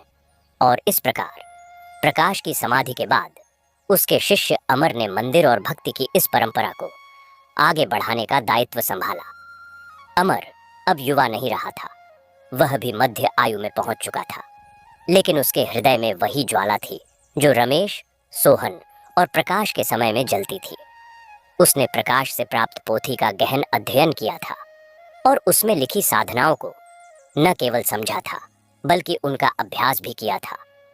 हालांकि उसे दिव्य दृष्टि प्राप्त नहीं हुई थी, क्योंकि प्रकाश ने उसे समझाया था कि हर भक्त का मार्ग अलग होता है। अमर का मार्ग सेवा और ज्ञान का प्रचार था। अमर ने मंदिर परिसर में एक छोटा सा पाठशाला खोलने का निर्णय लिया, जहां बच्चों को न केवल पढ़ना लिखना सिखाया जाए, बल्कि उन्हें नैतिक शिक्षा, हनुमान चालीसा, रामायण के प्रसंग और भक्ति के महत्व के बारे में भी बताया जाए। गांव वालों ने इस विचार का खुशी से समर्थन किया। जल्द ही वह पाठशाला एक प्रसिद्ध विद्यालय बन गई, जहां आस-पास के गांवों के बच्चे भी पढ़ने आने लगे। अमर स्वयं बच्चों को पढ़ाता और उन्हें सेवा का पाठ पढ़ाते हुए हर शनिवार को मंदिर की सफाई में लगाता। एक दिन पाठशाला में एक नया बच्चा आया, जिसका नाम था वीर। वीर बहुत ही चंचल, शरारती और कुछ हद तक उद्दंड था। वह पढ़ाई में रुचि नहीं लेता था और अक्सर दूसरे बच्चों से झगड़ा करता रहता था। अमर ने कई बार उसे समझाने की कोशिश की, लेकिन वीर नहीं मानता था। एक दिन वीर ने मंदिर में चढ़े प्रसाद में से मिठाइयां चुरा ली और जब पकड़ा गया तो झूठ बोलने की कोशिश की। अमर ने उसे डांटा नहीं। उसने वीर को अपने पास बिठाया और प्यार से पूछा, वीर, तुम इतना शरारत क्यों करते हो? क्या तुम्हें पता है, हनुमान जी भी बचपन में बहुत शरारती थे? वीर ने हैरानी से देखा। सच में हनुमान जी भी शरारती थे? अमर मुस्कुराया।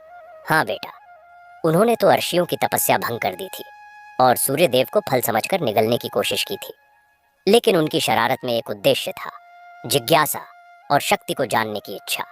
और जब उन्हें एहसास हुआ कि उनसे गलती हो गई है, तो उन्होंने कभी झूठ नहीं बोला। उन्होंने अपनी गलती स्वीकार की और फिर अपनी शक्तियों का उपयोग दूसरों की भलाई के लिए किया।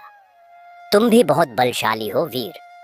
तुम्हारे अंदर एक वीरता है, लेकिन सच्चा वीर वही होता है जो अपनी शक्ति का उपयोग दूसरों की रक्षा के लिए करे, न कि उन्हें सताने के लिए। यह बात वीर के दिल में उतर गई। उस दिन के बाद वीर धीरे धीरे बदलने लगा। वह अमर का सबसे अच्छा शिष्य बन गया। वह मंदिर की सेवा में आगे रहता, बुजुर्गों की मदद करता और पढ़ाई में भी मन लगाने लगा। अमर ने देखा कि वीर के अंदर एक असाधारण निष्ठा और सीखने की ललक है। उसने वीर को विशेष रूप से हनुमान भक्ति की शिक्षा देनी शुरू की। वर्षों बीत गए। वीर एक जवान, बलशाली और ज्ञानी युवक बन चुका था। अमर अब वृद्ध हो चला था।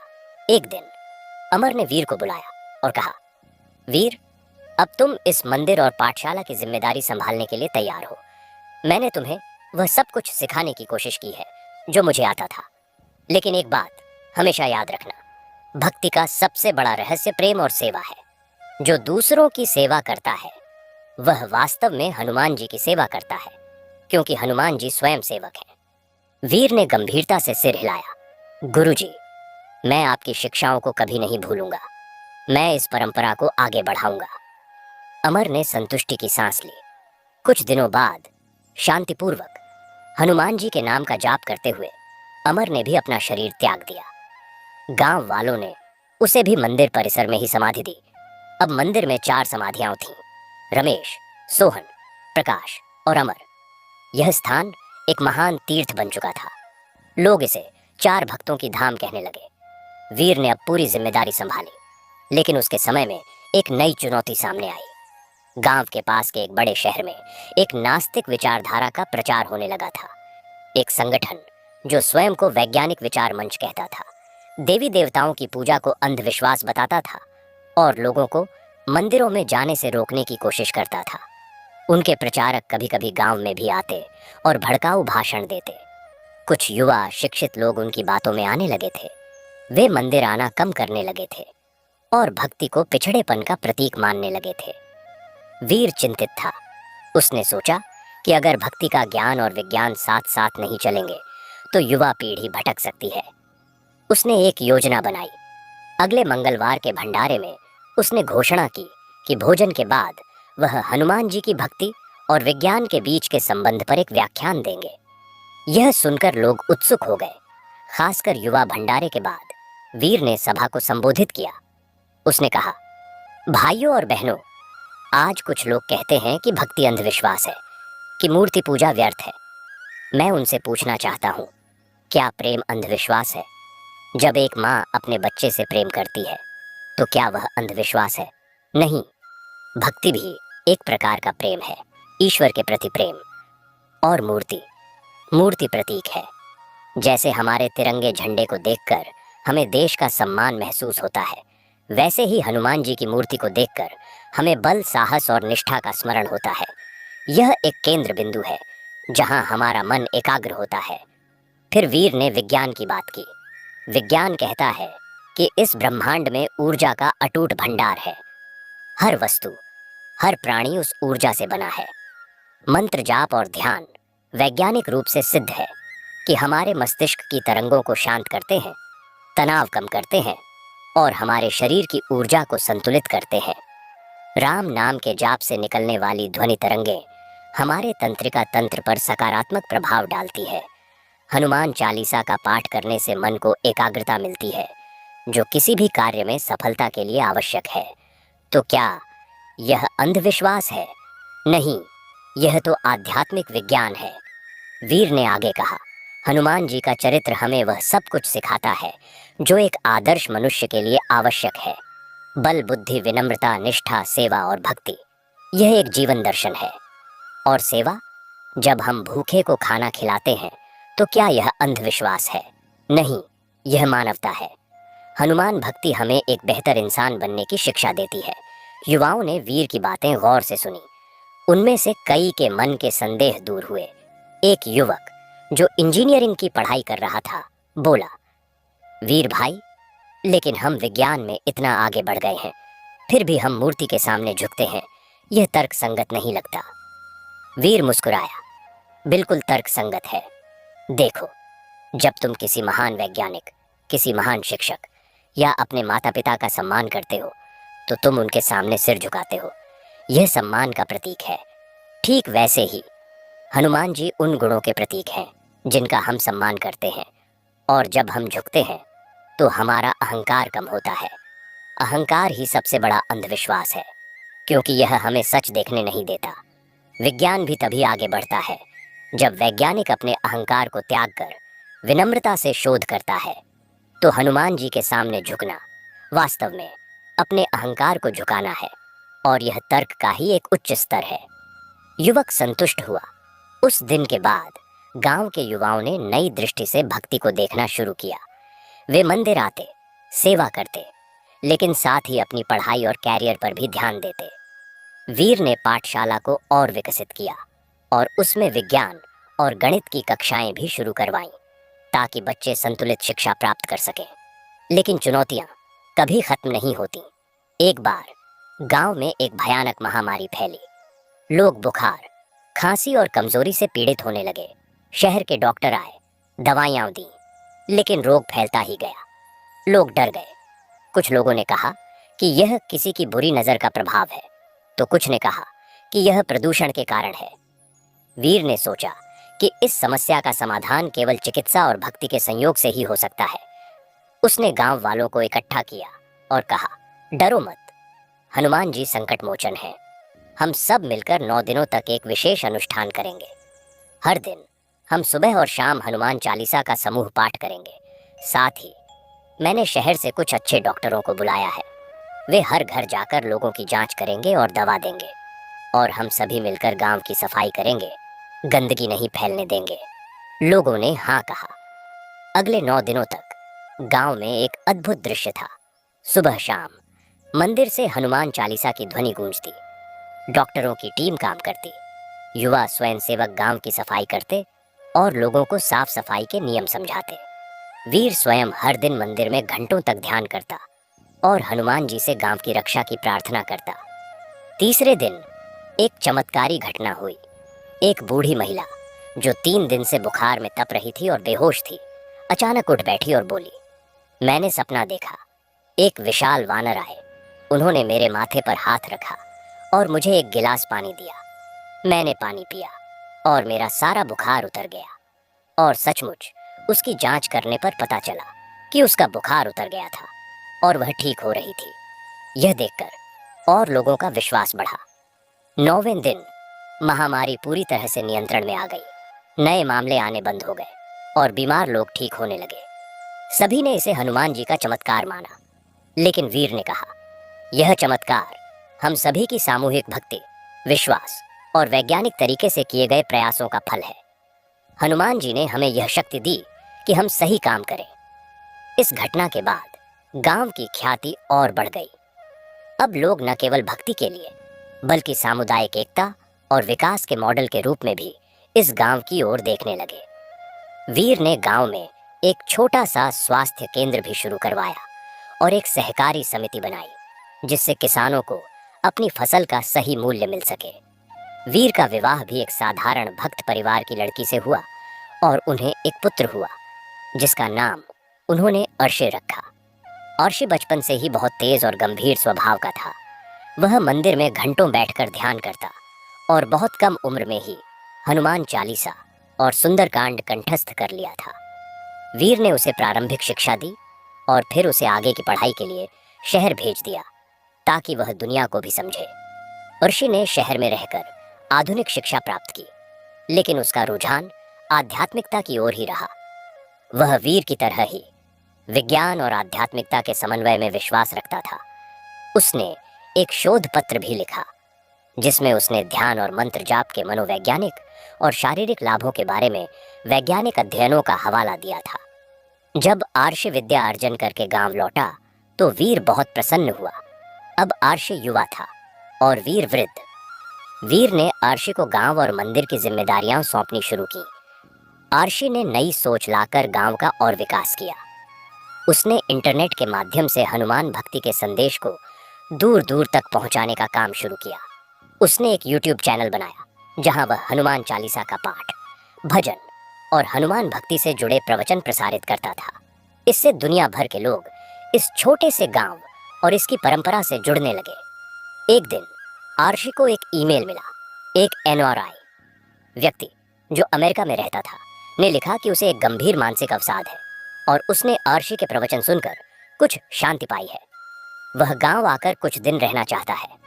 आर्षि ने उसका स्वागत किया। वह व्यक्ति, जिसका नाम राजीव था, गांव आया। आर्षि ने उसे मंदिर में ध्यान और सेवा में शामिल होने को कहा।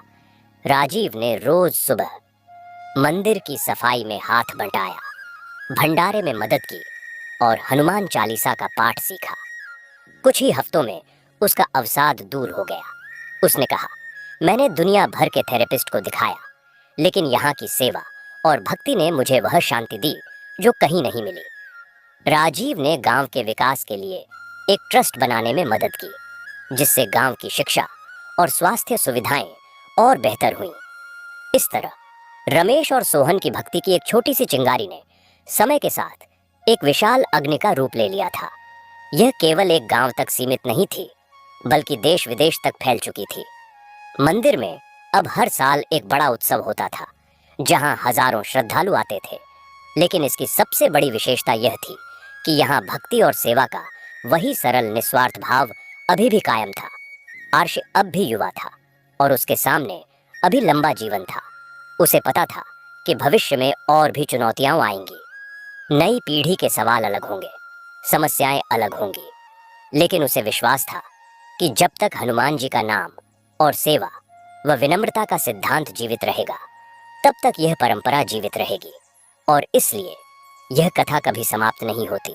यह हर उस भक्त में जारी रहती है जो हनुमान जी के नाम पर एक गिलास पानी पिलाता है, एक भूखे को भोजन कराता है या सच्चे मन से जय श्री राम कहता है। हनुमान जी अमर हैं और उनकी भक्ति की कथाएं भी अमर हैं। यह गांव, यह मंदिर और यहाँ के भक्त सभी उस अमर कथा के एक अध्याय हैं।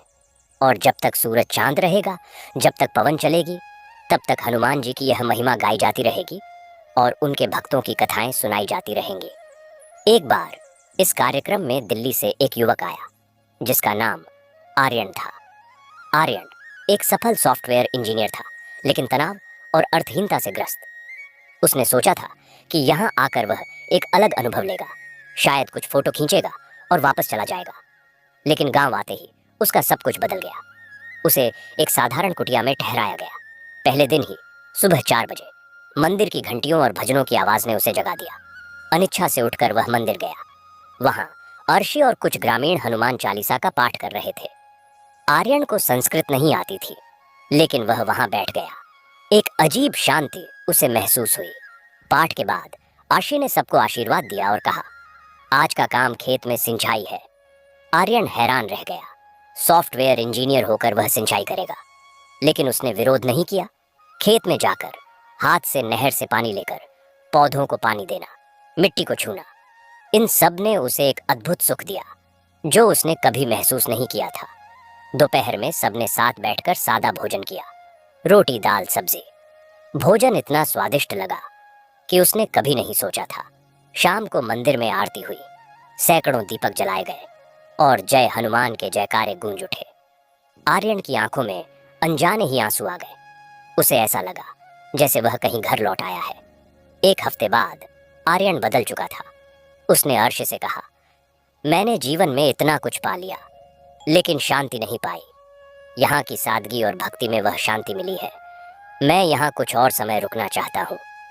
अर्श ने मुस्कुराकर कहा, तुम्हारे मन की जो इच्छा हो। आर्यन ने 1 महीना गांव में बिताया। उसने न केवल हनुमान चालीसा सीखी, बल्कि गांव के बच्चों को कंप्यूटर की बुनियादी शिक्षा भी दी। उसने गांव के लिए एक सरल एप्लीकेशन भी बनाया जिसमें फसलों के बाजार भाव, मौसम की जानकारी और स्वास्थ्य सलाह मिल सकती थी। जब आर्यन वापस दिल्ली लौटा तो उसने अपनी नौकरी छोड़ दी और एक सामाजिक उद्यम शुरू किया जो गांवों को तकनीक से जोड़ता था। वह नियमित रूप से गांव आता और उसने गांव में एक छोटा डिजिटल लर्निंग सेंटर भी स्थापित किया। अर्शी प्रसन्न था कि भक्ति का मार्ग केवल पूजा पाठ तक सीमित नहीं, बल्कि समग्र विकास की ओर ले जा रहा था। लेकिन जीवन में संतुलन का नियम है। जहां अच्छाई बढ़ती है, वहां बाधाएं भी आती हैं। गांव के पास के एक शहर में एक बड़ी रियल एस्टेट कंपनी ने अपनी नज़र गांव की उपजाऊ जमीन और शांत वातावरण पर डाली। वे एक विशाल रिसोर्ट बनाना चाहते थे। उन्होंने गांव के कुछ लोगों को लालच देकर जमीन बेचने के लिए राजी कर लिया। कुछ युवा जो त्वरित धन के लालच में थे, उन्होंने अपने पैतृक खेत बेचने की सहमति दे दी। जब आरक्षी को इसका पता चला तो वह चिंतित हो गया। उसने गांव वालों को इकट्ठा किया और कहा, भाइयों, यह जमीन केवल मिट्टी का टुकड़ा नहीं है। यह हमारे पूर्वजों की मेहनत, हमारी संस्कृति और हमारी आजीविका का आधार है। अगर हमने इसे बेच दिया तो हमारी पहचान खत्म हो जाएगी। और यह मंदिर जो इस गांव का हृदय है, उसके आसपास कंक्रीट के जंगल उगाएंगे। क्या हम हनुमान जी को यह दृश्य दिखाना चाहेंगे? कुछ लोग समझ गए, लेकिन कुछ लालच में अंधे हो चुके थे। उनमें से एक, मोहन नाम का युवक जो कंपनी के एजेंटों से प्रभावित था, बोला, आर्श भाई, दुनिया बदल रही है, हमें भी विकास करना चाहिए। इस जमीन से हमें करोड़ों मिलेंगे। हम शहर में बड़े मकान बनवा सकते हैं। यहाँ रहकर खेती करने से क्या मिलेगा? ऋषि ने धैर्य से कहा, मोहन, पैसा जरूरी है, लेकिन क्या पैसा ही सब कुछ है? क्या तुम्हारी यादें, तुम्हारी जड़ें, तुम्हारा शांत वातावरण, इन सब की कीमत लगाई जा सकती है? और सोचो, एक बार जमीन चली गई तो वापस नहीं आएगी। पैसा खर्च हो जाएगा, लेकिन जमीन हमेशा के लिए चली जाएगी। और हनुमान जी की कृपा, वह तो इसी धरती से जुड़ी है। पर मोहन नहीं माना। कंपनी ने दबाव बनाना शुरू कर दिया। उन्होंने गांव में विवाद पैदा किया, रात में अजीब आवाजें करवाई ताकि लोग डर कर जमीन बेच दें। एक रात मोहन के घर के सामने एक सांप रख दिया गया, जिससे उसकी मां डर गई। मोहन को लगा कि यह गांव वालों की करतूत है और उसने आरशी पर आरोप लगाया। अर्शी ने शांति से कहा, मोहन, हनुमान जी भक्तों की रक्षा करते हैं, उन्हें डराते नहीं। यह काम उन लोगों का है जो गांव को बांटना चाहते हैं। लेकिन स्थिति गंभीर होती जा रही थी। गांव दो हिस्सों में बंट गया। एक वह जो जमीन बेचने के पक्ष में था, और दूसरा वह जो आरशी के साथ था। अर्शी ने रात भर मंदिर में बैठकर हनुमान जी से प्रार्थना की, हे प्रभु, इस संकट से हमें उबारो, हमारे लोगों की आंखों से लालच का अंधेरा दूर करो। अगले दिन एक अप्रत्याशित घटना घटी। कंपनी के मालिक, एक धनी सेठ, अपनी लग्जरी कार में गांव के पास से गुजर रहा था। अचानक उसकी कार का इंजन खराब हो गया और वह गांव के बाहर रुक गया। उसने अपने ड्राइवर को मरम्मत के लिए कहा और खुद सैर करने निकल पड़ा। वह अनजाने में मंदिर के सामने से गुजरा। उस समय मंदिर में हनुमान चालीसा का पाठ चल रहा था। सेठ, जो एक कट्टर भौतिकवादी था, उसने कभी मंदिर में कदम नहीं रखा था, लेकिन उस दिन किसी अज्ञात आकर्षण से वह मंदिर के अंदर चला गया। अंदर का वातावरण देखकर वह अचंभित रह गया। सैकड़ों लोग एक स्वर में मंत्रोच्चार कर रहे थे और एक अद्भुत शांति थी। उसने कभी ऐसा कुछ नहीं देखा था। वह पीछे बैठ गया। पाठ खत्म होने पर अर्श ने भक्तों को संबोधित किया और कहा, आज हम हनुमान जी से प्रार्थना करते हैं कि वे न केवल हमारे बल्कि उन सभी की आंखें खोलें जो लालच और भ्रम में हैं, क्योंकि हनुमान जी का प्रेम सभी के लिए है। यह सुनकर सेठ का हृदय द्रवित हो गया। वह आगे बढ़ा और बोला, महाराज, मैं इस गांव की जमीन खरीदने आया था, लेकिन यहाँ आकर मुझे एहसास हुआ कि मैं केवल जमीन नहीं, लोगों की आशाएं, उनकी शांति और उनकी आस्था खरीद रहा हूँ। यह गलत है। मैं अपना प्रोजेक्ट यहाँ से हटाता हूँ और माफी चाहता हूँ। यह सुनकर सभी हैरान रह गए। मोहन भी वहीं था और उसे अपनी गलती का एहसास हुआ। वह रोता हुआ आगे आया और बोला, मैं माफी चाहता हूँ अर्श भाई, लालच ने मुझे अंधा कर दिया था। ऋषि ने उसे गले लगा लिया और कहा, चलो, आज हनुमान जी ने सबका उद्धार कर दिया। सेठ ने न केवल प्रोजेक्ट वापस लिया, बल्कि उसने गांव के विकास के लिए एक फंड भी दान किया। इस घटना ने गांव की एकता को और मजबूत किया। अब सभी समझ गए थे कि हनुमान जी की कृपा सदैव उनके साथ है, बशर्ते उनका विश्वास दृढ़ रहे। इसके बाद गांव ने एक नई पहल शुरू की, प्रकृति संरक्षण और हनुमान भक्ति। उन्होंने गांव के चारों ओर हजारों पेड़ लगाए और उस जंगल का नाम हनुमान वन रखा। यहाँ हर शनिवार को लोग पेड़ों की सेवा करते, पानी देते और हनुमान चालीसा का पाठ करते। ये एक अनूठा समन्वय था, पर्यावरण संरक्षण और आध्यात्मिकता का। और्शी का पुत्र, जिसका नाम आदित्य था, अब एक किशोर हो चला था। वह अपने पिता और पूर्वजों की तरह गंभीर और जिज्ञासु था।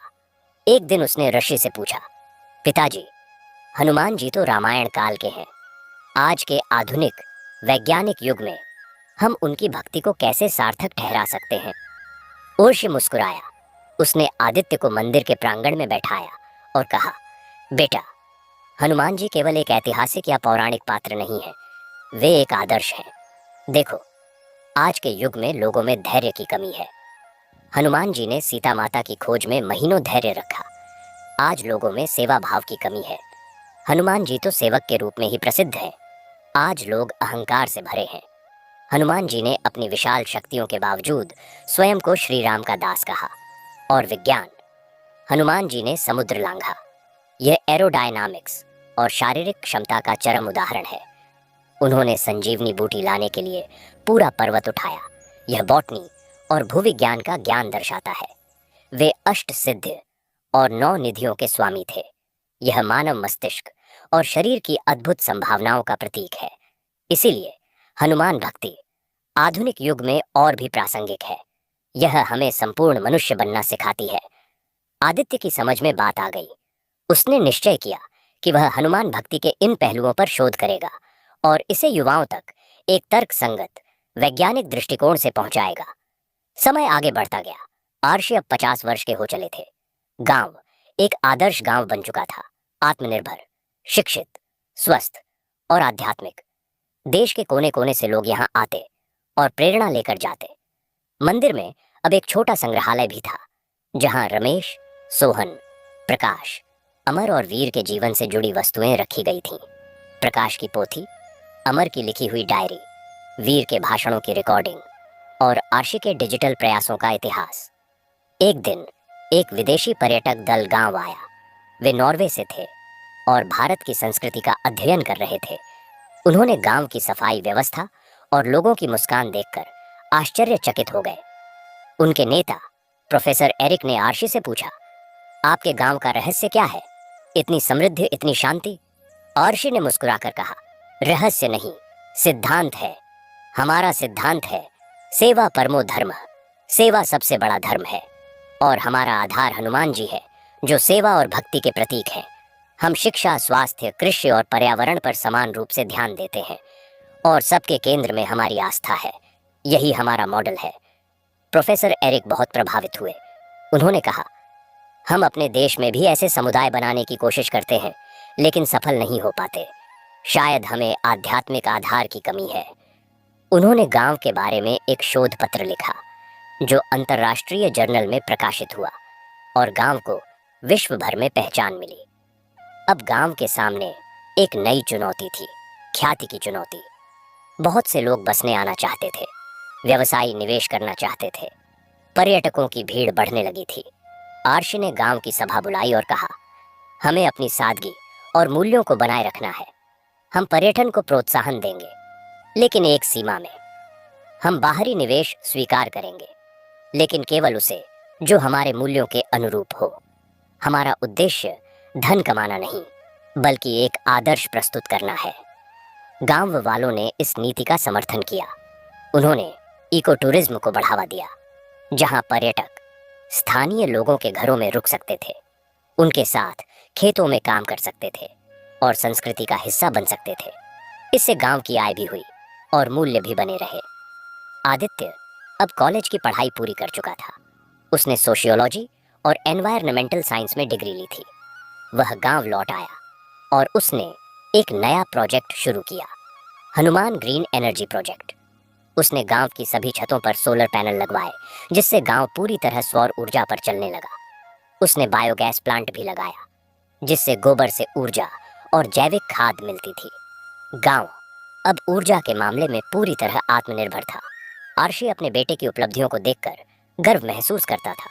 एक शाम वह आदित्य के साथ हनुमान वन में टहल रहा था। उसने कहा, बेटा देखो, यह वन, यह सौर ऊर्जा, यह सब हनुमान जी की कृपा से संभव हुआ है। क्योंकि जब इंसान निस्वार्थ भाव से काम करता है, तो प्रकृति और ईश्वर दोनों उसकी मदद करते हैं। आदित्य ने कहा, हाँ पिताजी, मुझे लगता है कि हनुमान जी प्रकृति के भी देवता हैं।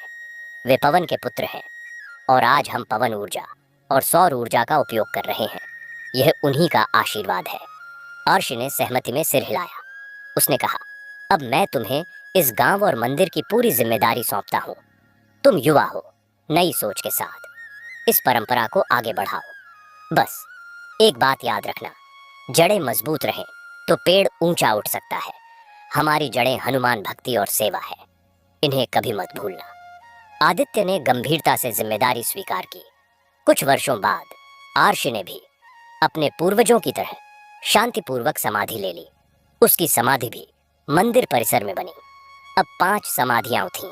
रमेश, सोहन, प्रकाश, अमर, वीर और रश। गांव वाले उन्हें षड़भक्त, छभक्त कहने लगे। आदित्य अब गांव के मुखिया थे। उनके समय में गांव ने और भी प्रगति की। उन्होंने गांव को स्मार्ट विलेज बनाया, लेकिन स्मार्ट का मतलब केवल तकनीक नहीं, बल्कि बुद्धिमत्तापूर्ण जीवन था। उन्होंने ऑर्गेनिक खेती को बढ़ावा दिया और गांव की उपज हनुमान ऑर्गेनिक के ब्रांड नाम से देश भर में बिकने लगी। इससे किसानों की आय कई गुना बढ़ गई।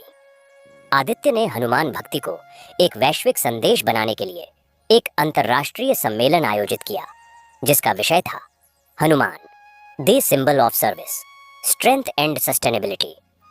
दुनिया भर के विद्वान, पर्यावरणविद और आध्यात्मिक गुरु इसमें शामिल हुए। इस सम्मेलन में हनुमान जी के चरित्र को आधुनिक वैश्विक चुनौतियों के समाधान के रूप में प्रस्तुत किया गया। गांव की कहानी अब केवल एक कहानी नहीं रही, बल्कि एक जीवित, सांस लेती हुई वास्तविकता बन गई थी, और यह सिलसिला चलता रहेगा।